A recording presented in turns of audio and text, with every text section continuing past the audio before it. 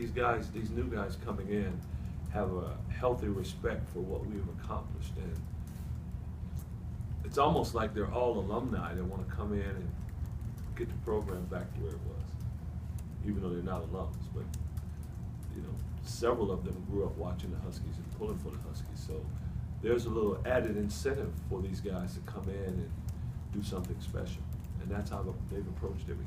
You use the word compliant. Is this the most compliant team you've ever had? I would say so. I would say it is. As a whole, you know, you always have. We've had some guys. We've had compliant teams, but then you had a few that kind of were trying to beat to their own drum, but ended up conforming. But these guys, as a group, pretty compliant group.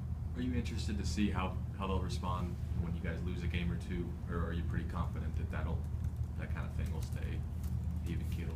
We're hopeful. Again, we've only played one game, and it is such a long season. And we've had it both ways, Christian, where we started out not doing very well and ended doing great, and then other years we've started doing great, ranked, and ended up not doing very well.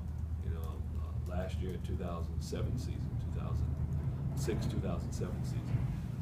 So we can't draw any conclusions right now after one game, but I would like to think that the way this group has handled so many other situations going back to June when they first got here to now, I would think that when times get rough with us, times get hard, that we'll respond in a positive way. You know, and then just the things that you saw from Andrews in that game. I mean, obviously we've talked a lot about the newcomers and the freshmen, but he was the one that really carried you guys in that game. Andrew was very focused, maybe as focused as I've seen him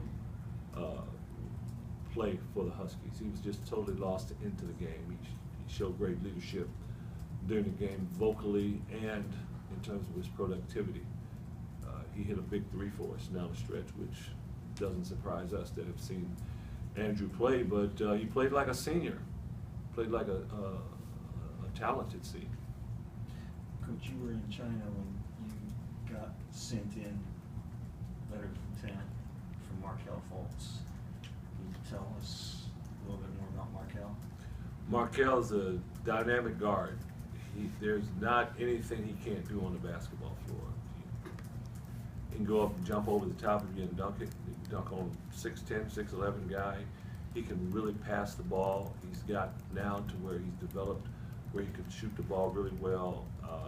He's going to fit in very well with how we're trying to pressure defensively with the length and covering the passing lanes, all that stuff. He has really good speed with the basketball, and is another kid that's going to just say, all right, coach, you got me, now what do you want me to do? Which is great to be able to have when you have someone that's that talented. We've got him rated as the number 7 player in the country. He had offers from everywhere. Can you tell us about his recruitment and how you guys were able to secure a guy like that? Well, you got to point right away to Coach Chilius. I don't know if we get Markel if Coach Chilius isn't on our staff. We got in there early. Coach developed a great relationship with Markel and his mom.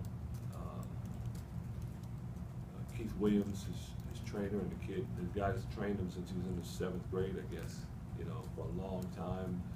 Coach knew him since they were teenagers, I believe. Coach gets all the credit for that, for the recruitment, staying in there. I think it was important that we identified Markel early, as he had just finished his junior varsity year, where there were a lot of people that didn't think he'd be as good a player as he was.